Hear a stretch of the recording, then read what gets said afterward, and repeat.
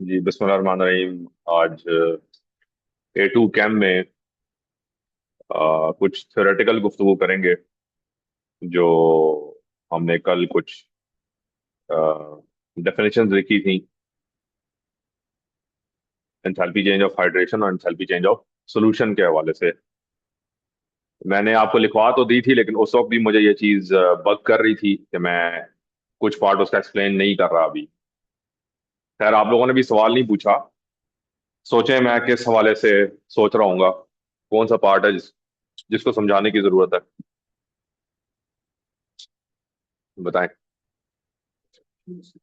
Definition में से क्या पार्ट है जो वेग है, वेग बात है।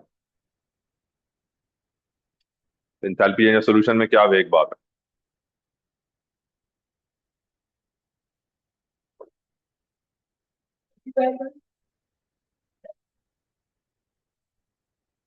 जी जी, कौन सी वेग बात है?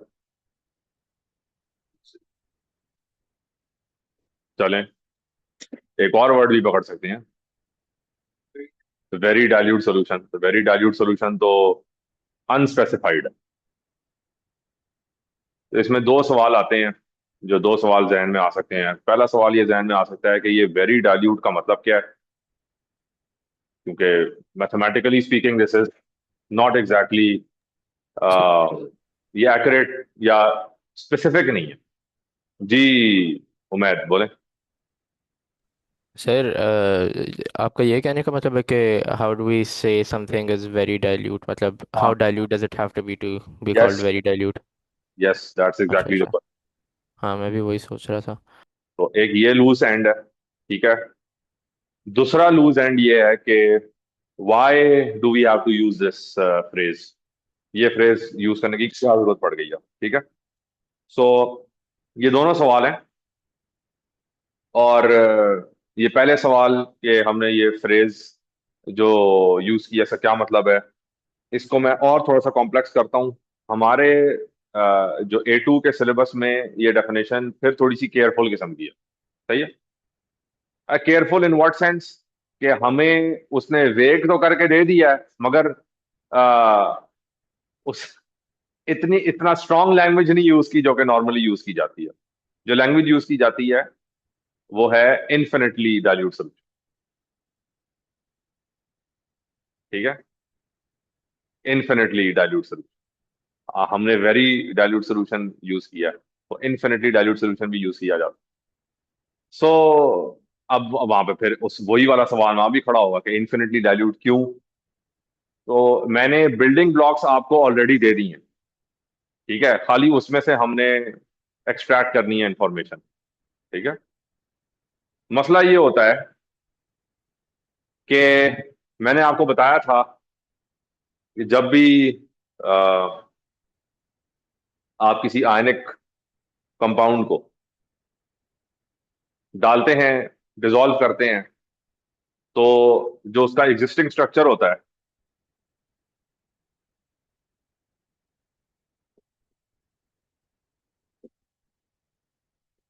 जो कि आयनिक स्ट्रक्चर होता है, जाइंट आयनिक स्ट्रक्चर होता है,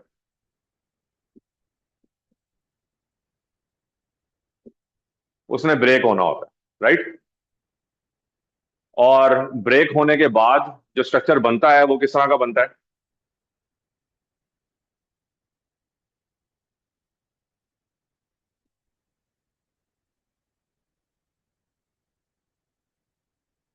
ion dipole forces. Ion dipole forces बनती हैं।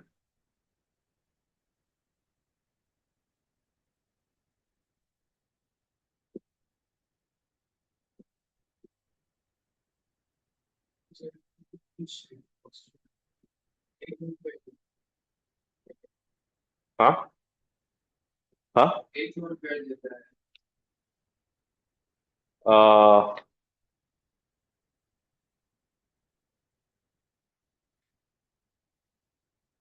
अभी I am not in a position to answer this at the moment.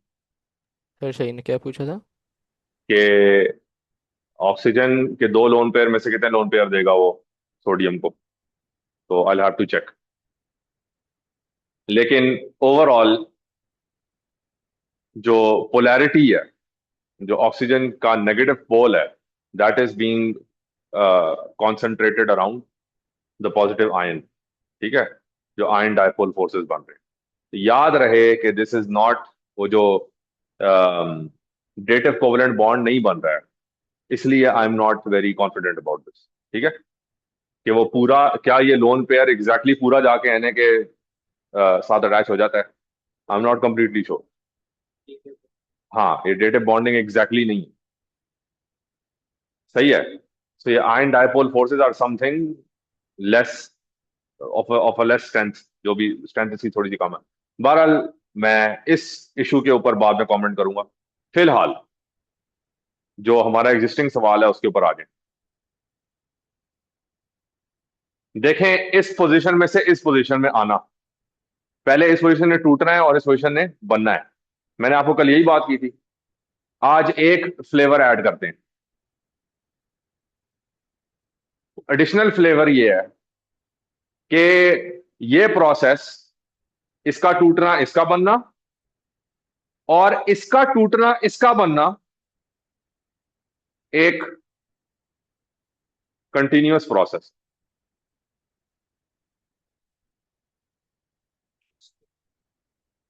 ठीक है, नहीं, नॉट इतनी जल्दी नहीं, नॉट सो फास्ट। ये टूट के ये बनेगा, ये टूट के ये बनेगा। देखें, ये टूट के ये क्यों बना? क्योंकि उसके बाद चॉइस आ गई ना,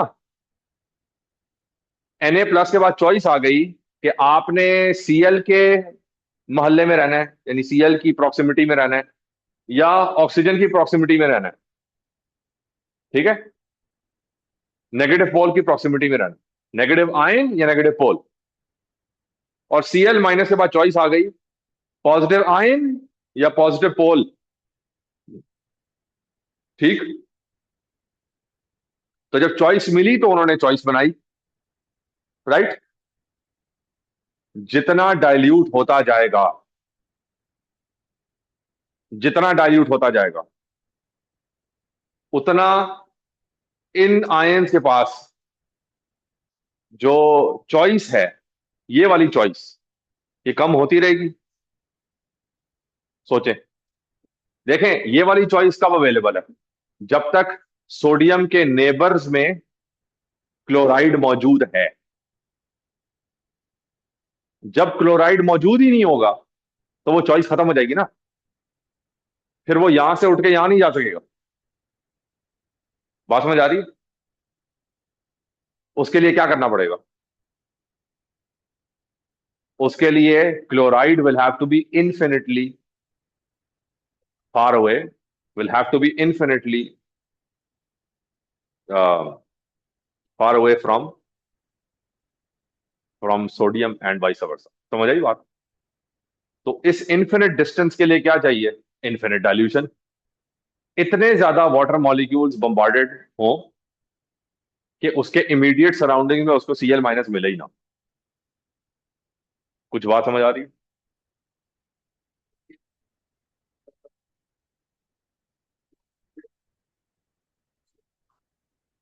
अब फिर नहीं जाएगा। अगर इन्फिनिटली डाइल्यूट हो जाए तो फिर सोडियम प्लस वो इस आयनिक स्टेट में दोबारा नहीं जाएगा। समझ आई बात? फिर वो इसी में रहेगा। और जिस पॉइंट पे ये काम हो जाए, जहां पे ये वापस जाना छोड़ दे, उस पॉइंट को हम डेल्टा एच सोल्यूशन कहते हैं। जिस पॉइंट पे ये वापस जाना छोड़ दे। ठीक है, अभी जस्ट ओनली ऑब्जर्व, सिर्फ ऑब्जर्व करें। ठीक है, क्योंकि आपको आपके सवाल के जवाब देने के लिए मुझे पहले पूरी एएस पढ़ानी, पहले पूरी आईजी, फिर एएस, फिर A2 के अंदर हम आएंगे। ठीक है, तो इन्होंने वो चीजें पढ़ी हुई। जी, तो खामोशी के साथ जी। अच्छा, यार दोनों खामोश प्लीज। अच्छा, तो मैं क्या बात कर रहा था?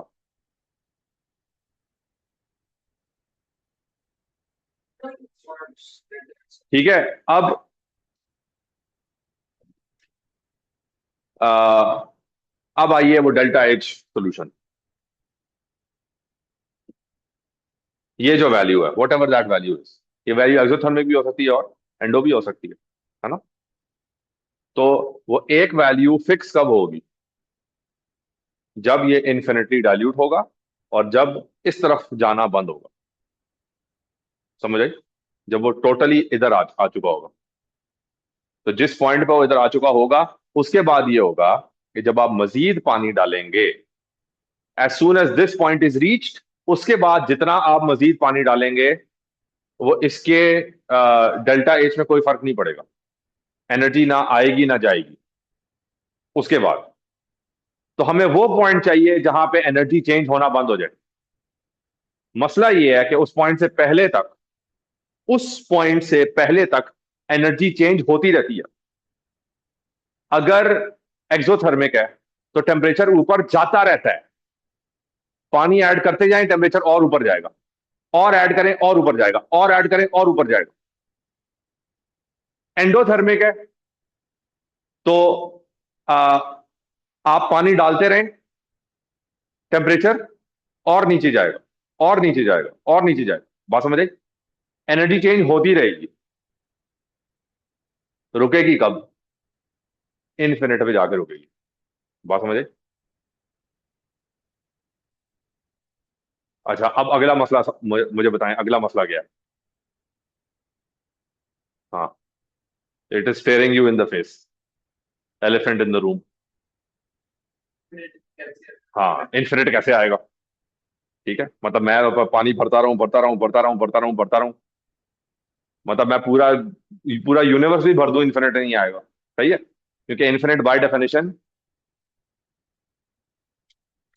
Can not reach. ठीक है, आपने पकड़ लिया इन्फिनिट को तो फाइनाइट हो गया। बात समझ आ गई?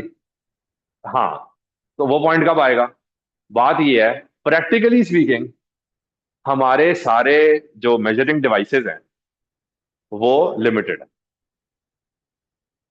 इसका क्या मतलब है कि हम फर्ज करें, जो अ, आपने एक बड़ा सेंसिटिव थर्मोमीटर इस्तेमाल किया हुआ है। सही है, सेंसिटिव थर्मोमीटर है, और वो माइनर भी फ्लक्चुएशंस देख रहा है, गौर कर रहा है ऊपर नीचे जो टेम्परेचर जा रहा है। कितना माइनर आप देख लेंगे? कोई लिमिट है ना। आपका जो थर्मोमीटर है उसमें अगर वो 1 डिग्री सेल्सियस तक का डिफरेंस आ रहा है तो वो उसको नोट कर लेगा, आपको पता लग जाएगा। 1 डिग्री सेल्सियस ऊपर चला गया, नीचे चला गया, 0.5 भी मैं कहता हूं आपको पता लग जाएगा।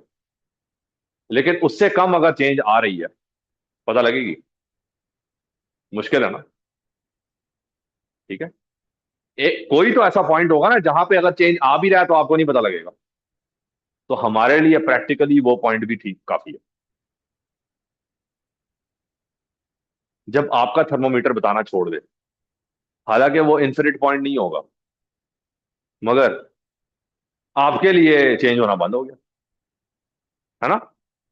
ये है प्रैक्टिकल, यानी प्रैक्टिकल सोल्यूशन या practical answer to the question. जो भी सवाल क्या था, इन्फिनिट कैसे मिलेगा? जवाब क्या है? Practically speaking it doesn't matter, क्योंकि आपका जो मेजरिंग इंस्ट्रूमेंट है वो कहीं पे जाके रुक जाएगा। नॉट बिकॉज फ्लक्चुएशन होना बंद हो गई है, but because it can not measure any further. समझ आई? ये एक जवाब है, लेकिन इसका एक और जवाब, और वो जवाब है कि नहीं, मैंने एक्चुअल इन्फिनिटी तक जाना है, मैंने तो एक्चुअल इन्फिनिटी तक जाना है। अब क्या करेंगे? अब आप ये करेंगे कि जो आपकी वैल्यूज है ना वो एक्चुअल इन्फिनिटी तक गई हुई हैं। जो वैल्यूज आपको टेक्स्ट बुक में दी जाती हैं, जो भी वैल्यूज आपके गिवन है, डेल्टा एच सोल्यूशन की वैल्यू, डेल्टा एच हाइड्रेशन की वैल्यूज, वो सारी इन्फिनिट तक कैलकुलेशन गई हुई। क्योंकि मैथमेटिकली आप जा सकते हैं, you don't have to actually touch infinity in order to measure it, right. 1/0 infinity है। तो जितना मर्जी, मैं मैथमेटिक्स की एम्बिग्विटीज और प्रॉब्लम्स के अंदर नहीं जा रहा, मैंने बहुत सादी बात की है यहाँ पे। अच्छा, सो डेल्टा एच सोल्यूशन को इन्फिनिटी तक आप कैसे एक्सट्रैपोलेट कर सकते हैं? करते आप ये हैं, यानी प्रैक्टिकली मेजर कैसे करते हैं? आप मल्टीपल रीडिंग्स लेते हैं डाइल्यूशन की। फॉर एग्जाम्पल, आपने सोडियम क्लोराइड को डिसॉल्व किया, राइट। सोडियम क्लोराइड को आपने डिसॉल्व किया पानी में, और उसके बाद आपने एक रीडिंग ले ली। यानी किसकी रीडिंग? टेम्परेचर चेंज की। आपने ये नोट कर लिया कि मैंने NaCl कितना डाला था, फॉर एग्जाम्पल 1 ग्राम डाला था, और फिर मैंने पानी कितना डाला है? पानी मैंने डाला, इतना पानी डाला कि वो पूरे का पूरा डिजॉल्व हो गया। वट एवर आप कह लें, 50 ml पानी डाला। ओके, 50 ml में मेरे पास टेम्परेचर चेंज कितना आया? और टेम्परेचर चेंज से फिर आप फिगर आउट कर सकते हैं, MC डेल्टा टी, AS में पढ़ चुके हैं आप। तो आप उससे एनर्जी चेंज फाइंड आउट कर सकते हैं। सही। तो एनर्जी चेंज कितना हुआ 50 ml में? फिर आगे क्या करेंगे आप? अब 60 ml डालें, अब 70 ml डालें, अब 80 ml डालें, 90 ml डालें, 100 ml डालें। या आप इंटरवल बेशक वो बड़ा कर दें, 50, 50, 100, 150, 200। आप बढ़ाते जाएं और देखते जाएं कि डेल्टा जो डेल्टा एच है उसके अंदर कितना फर्क आ रहा है, चेंज में कितना फर्क आ रहा है। ठीक है। तो फर्ज करें कि आपको डेल्टा एच जो मिल रहा है वो क्या मिल रहा है? इंक्रीज मिलता है। ठीक है। तो अगर आप वॉल्यूम ऑफ वाटर यूज कर रहे हैं, वॉल्यूम ऑफ H2O, और ये एक्सोथर्मिक है, तो डेल्टा एच क्या हो रहा है? इंक्रीज जा रहा है ना? होगा क्या कि एक वक्त के बाद क्या होगा? ये वैल्यू आएगी। अब जो प्रॉब्लमैटिक पार्ट क्या है, ये वाली वैल्यू कभी भी आपको प्रैक्टिकली स्पीकिंग कभी फ्लैट नहीं होगी। प्रैक्टिकली स्पीकिंग कभी फ्लैट नहीं होगी, लेकिन थ्योरेटिकली स्पीकिंग आप इंफिनिटी तक एक्सट्रैपोलेट कर सकते। समझ आई? तो मैथमेटिशियंस क्या करते हैं, वो ये बहुत सारी वैल्यूज लेंगे एट डिफरेंट डाइल्यूशन, अपना ग्राफ बना लेंगे। ग्राफ बनाने के बाद या फिर जो जो भी वैल्यूज आई उनको अपने एल्गोरिथम में पुट करेंगे कि अगर ये थ्योरेटिकल इंफिनिटी तक जाता है तो इसकी एनर्जी चेंज कितना होगा। समझ आई बात? कि इसका मैक्सिमम इंक्रीज कितना होगा। ये काम मैं आपको याद कराता हूं कि आपने AS में कहां पढ़ा। खैर आपने नहीं पढ़ा, उमैद ने पढ़ा। उमैद, हमने, जी चले सर। पहले तो आप बताएं, आई लेट यू गेस। ये वाली चीज हमने AS में कहीं पढ़ी है कि infinite, because the graph never actually flattens. Sir वो एंजाइम शाबाश, एक्टिविटी जबरदस्त। के बोले बोले मैक्स बोले। वाली सर हाँ वो हाँ। it never actually reaches infinity, it just gets infinitely closer to it. हाँ। So what is that? V max. V max के लिए आपने ये देखा था। ठीक है। सो शाबाश, याद है आपको। वी मैक्स में थैंक यू सर। यही कॉन्सेप्ट यूज होता है, यही कॉन्सेप्ट यूज होता है। सही है। तो खैर, ये सारी गुफ्तगू करने का क्या मकसद था कि एक ऐसा जुमला या एक फ्रेज आपके जुमले में वो था जो कि एक लूज एंड था, मैं नहीं समझा पाया था कल। तो मैंने कहा एक लेक्चर इसके ऊपर भी गुजार लेते हैं। I want my students to understand what they are learning. ठीक है। और I also want my students to understand concept जो कि सुपरा फील्ड है या मेटा एनालिसिस है। ये वाला ग्राफ सिर्फ केमिस्ट्री में नहीं है, ये बायोलॉजी में भी है। और सिर्फ बायोलॉजी में नहीं है, प्रॉब्लम ये है कि ये हर जगह है। आपको इस तरह की बहुत सारी चीजें मिलेंगी जो जो आपको लग रहा होगा कि ये आगे जाके फ्लैटन हो रही हैं, मगर फिर आप रियलाइज करेंगे कि या बाकी फ्लैटन हो रही हैं या मेरा मेजरिंग इंस्ट्रूमेंट जो है वो उसको अब एक्यूरेटली वो नहीं कर पा रहा मेजर, जो आगे जाके जो माइनर फ्लक्चुएशन हो रही हैं। और उन माइनर फ्लक्चुएशंस को फिर मैं क्या करूंगा? वही इन्फिनिटी वाला, हाँ, यूज करूंगा मैं।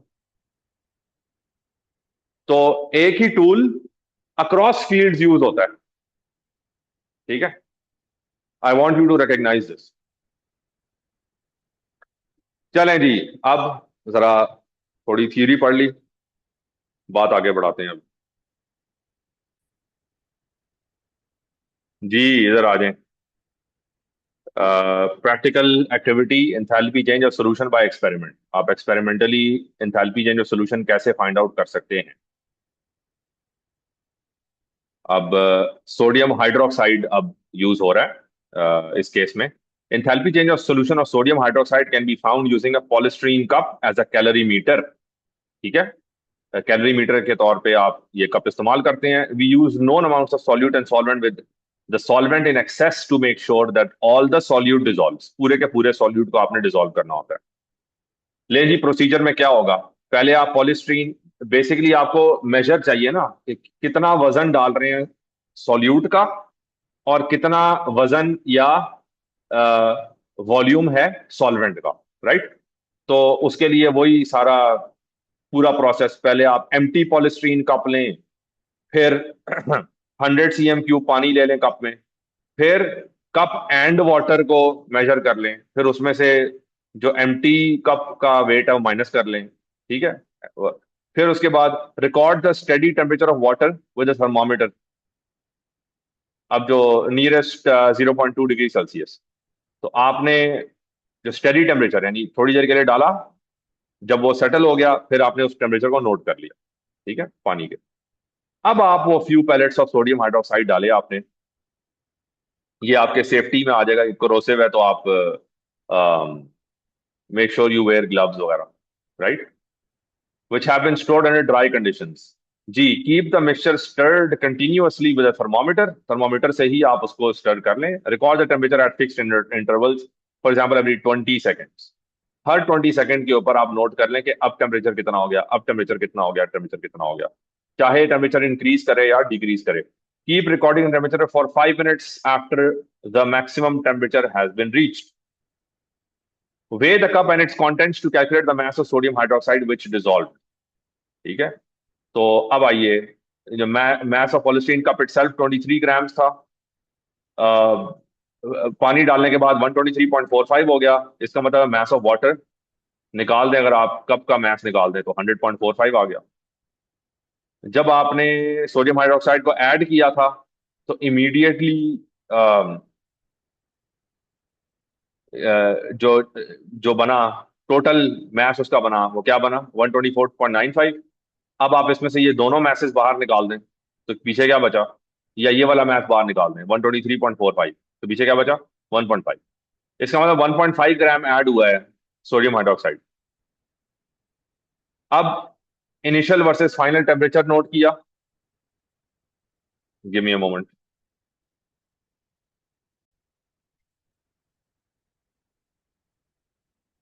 आपको टेम्परेचर राइज या टेम्परेचर चेंज क्या पता लगा? +3.6। ठीक है, अब आपके पास क्या आ गया? सॉल्यूट आ गया 1.5 ग्राम्स, सॉल्वेंट आ गया 100.45 cm³ वॉल्यूम आ गया, और टेम्परेचर चेंज आ गया +3.6 डिग्री सेल्सियस। अब आप क्या करेंगे? वही एमसी डेल्टा टी करें। तो Q equals to minus mass of water M, C specific heat capacity 4.18 use किया, टेम्परेचर चेंज यूज कर लिया 3.6। सही, वो क्योंकि एनर्जी और एंथैल्पी में फर्क है। ठीक है, ये बात हमने एएस में की थी। तो एनर्जी के हिसाब से माइनस, एंथैल्पी के हिसाब से प्लस। सो देखें ना, +3.6 का क्या मतलब है? कि उसको एनर्जी मिली है और हमारी एनर्जी कम हुई है, यानी सॉरी, हमारी एनर्जी जो है वो +3.6, हमारा टेम्परेचर ज्यादा हुआ है, सॉरी, हमारा टेम्परेचर ज्यादा हुआ है तो मॉलिक्यूल्स की एनर्जी जो है वो कम हुई है। सो इसलिए डेल्टा एच वाला जो पार्ट होगा वो -40 आएगा। सही है। सो -1.5 हो गया। -1.5 किलो जूल कहां से आया? -1511 को इन्होंने के में कन्वर्ट करने के लिए -1.5 लेके गए हैं। ठीक है, डिवाइड बाय 1000 कर दिया। So the enthalpy change of for 1 mole of sodium hydroxide. एक और बात नोट करें कि इन्होंने मैस ऑफ वाटर क्या यूज किया? 100.45। बात समझ आ रही है? अब खुद अंदाजा लगाएं कि जैसे जैसे आप सॉल्वेंट ऐड करते जाएंगे तो ये एम की वैल्यू बढ़ती जाएगी, है जी, ना? और उसके हिसाब से ये जो आपकी वैल्यू है ये चेंज होती रहेगी। बढ़ती जाएगी। वह चेंज होती रहेगी, आप सही कह हाँ। रहे हैं, बढ़ती जाएगी एक्चुअली। ठीक है, so the enthalpy change for 1 mole of sodium hydroxide, क्योंकि वो 40 ग्राम पर मोल है, तो अब आप ये देख लें कि जितना आपने यूज किया था, जितना यूज किया था, क्योंकि आपके पास जो वैल्यू आई है वो -1.5 kJ आई है फॉर 1.5 ग्राम्स, तो 40 ग्राम्स के लेके आएगी, क्योंकि 40 ग्राम्स का एक मोल होता है। तो अगर 1.5 ग्राम्स में -1.5 kJ निकला है, तो 40 ग्राम्स में कितना केजे निकलेगा? सही है, तो आपने क्या माइनस किया? 40। हाँ, -40/1.5 into 1.5 kJ, and you got -40 kJ। सही है, सो इसका मतलब है कि -40 kJ पर मोल एनर्जी निकलेगी। ठीक है, इतनी एनर्जी निकलेगी अगर आप पर मोल वो निकालें। In this experiment, we are assuming that the specific heat capacity of the solution is the same as the specific heat capacity of water. ये भी जहन में रख लें, ये एज अवेयर केमिस्ट्री स्टूडेंट्स, या in other words distinction level understanding, वो यही है कि असम्पशन क्या है जी। असम्पशन ये है कि जो स्पेसिफिक हीट कैपेसिटी सोल्यूशन की है वो इक्वल है specific heat capacity of water के। हालांकि इन रियलिटी इस सोल्यूशन की जो स्पेसिफिक हीट कैपेसिटी है वो थोड़ी सी चेंज हो जाएगी, 4.18 नहीं रहेगी। ठीक है, क्यों नहीं रहेगी? उसके अंदर एक नई चीज आ गई है, वो प्योर वाटर नहीं है, इस वजह से चेंज होनी चाहिए। बात समझे? The heat losses in this experiment, however, are likely to be considerable because the sodium hydroxide takes some time to dissolve. This means that the reaction mixture has a longer period of cooling. Sir ठीक है जी, मैं be back in 1 minute. Okay.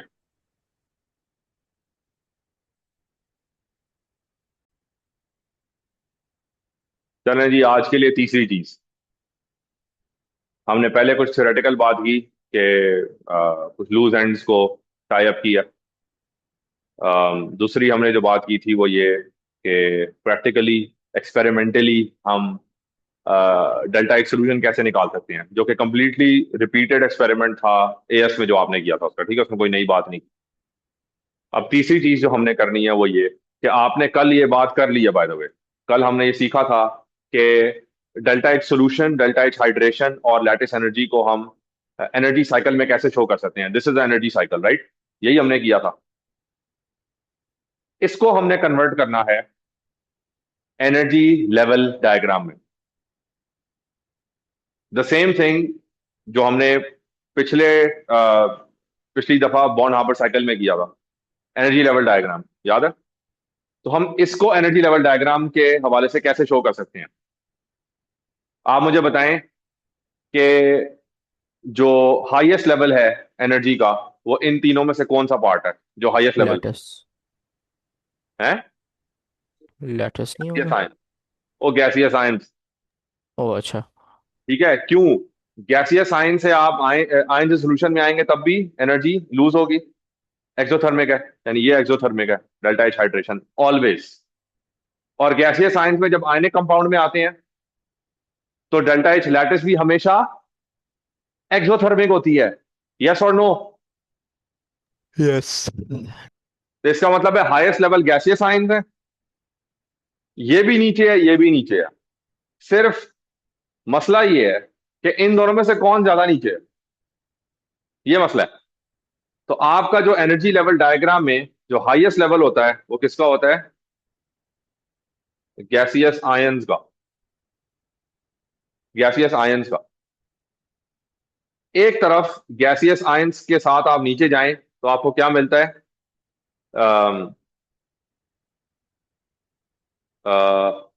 Ionic solid, या ionic compound कह लेते हैं।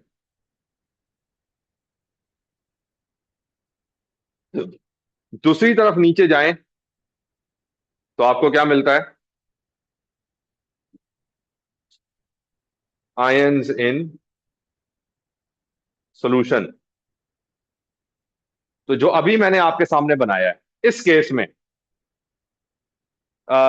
जो delta H hydration कौन सा होगा?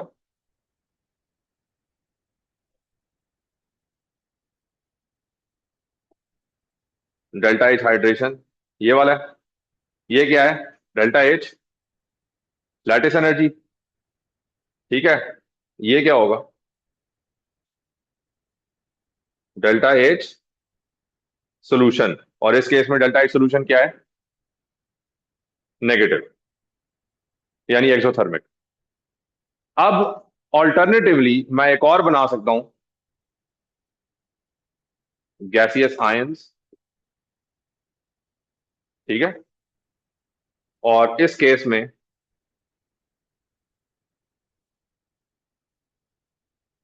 आयोनिक कंपाउंड को मैं यहां ले आता हूं,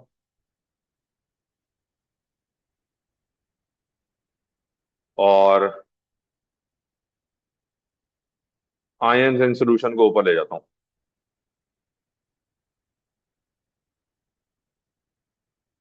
सो इस केस में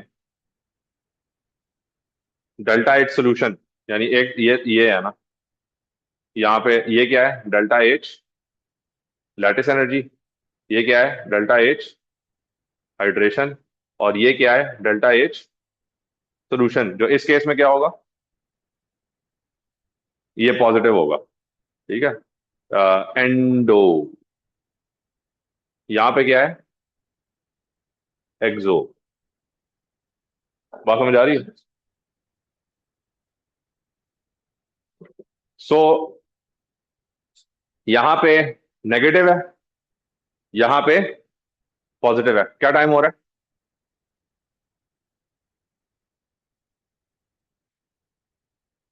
41। तो मैंने आपको once again energy level diagram बता दिया कैसे होते हैं। इसमें एक एग्जांपल जो है हम देख लेते हैं। कौन सी एग्जांपल देखें? लिथियम फ्लोराइड की देख लेते हैं, ठीक है, क्योंकि आपके बुक में भी सबसे पहले यही है। लिथियम फ्लोराइड का जो गैसीय साइन है वो कैसे शो होंगे? Li positive gas plus F negative gas. ठीक है, नीचे आएंगे, आ, यहां पे क्या आना चाहिए? LiF solid. ठीक है, LiF सॉलिड। और यहां पे नीचे क्या आएगा? LiF aqueous. ये हो जाएगा delta H lat of LiF। और ये हो जाएगा delta H hydration of, delta H hydration of Li plus, और delta H hydration of F minus, दोनों का डेल्टा एच हाइड्रेशन। और ये क्या होगा?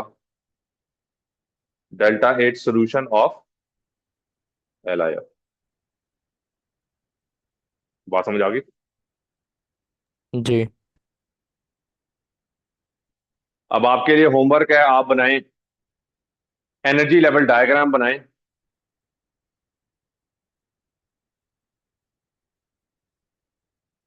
चलें NaCl का बना लें, और बेरियम, नहीं बेरियम नहीं, मैग्नीशियम सल्फेट का, MgSO4।